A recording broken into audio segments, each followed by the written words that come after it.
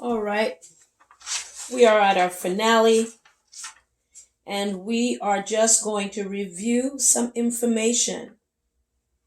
We have here a freshly killed seal that was dated at 1300 years.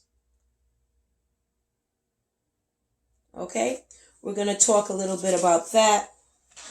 We have evidence, and I will be showing you the evidence that shows that. We also have potassium argon dating. They make an era of rock. I also have another presentation that I will give you with that in later on. We're at our finale, and there is one more video I want to send you about. I want to show you about carbon dating, and I want to thank Mr. Brian Osborne for his presentation of this. And again, you can look at all of the videos that they had on answers in Genesis with regards to that. One last one before we begin to wrap this up. Carbon-14 dating. People used to think, oh, that proves the Earth is millions of years old. Ironically, it is one of the best evidences for a young Earth. You say, really? It's pretty neat. So carbon-14 forms in our atmosphere, and it's an unstable element. It'll change into nitrogen-14. But it forms in our atmosphere. It gets absorbed by plants.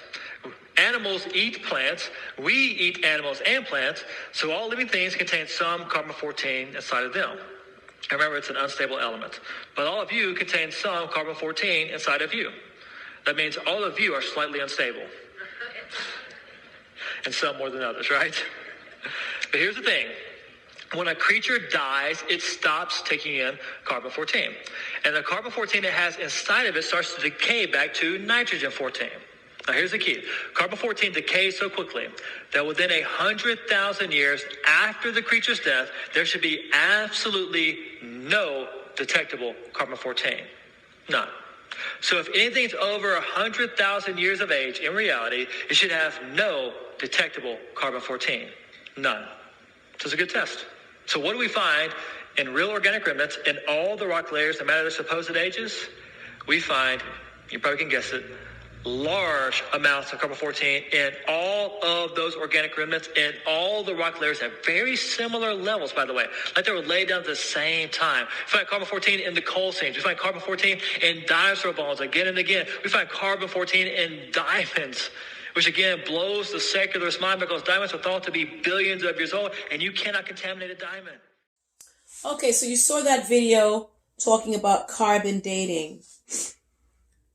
That is another evidence that suggests that the dating method for the rocks may have been or can have been faulty. Now, again, I keep on saying I am not here to spread a religion. I'm here about truth. I'm here about truth. Okay? Now, if you want to deny truth, like everything I've given you here, this is all stuff that you can check for yourself. You don't need some big reviewer.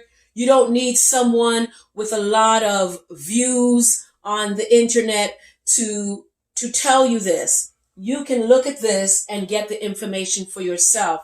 You don't need someone to take my video and look it over and give their opinion. You need to check this for yourself. In the end, that's all that mattered.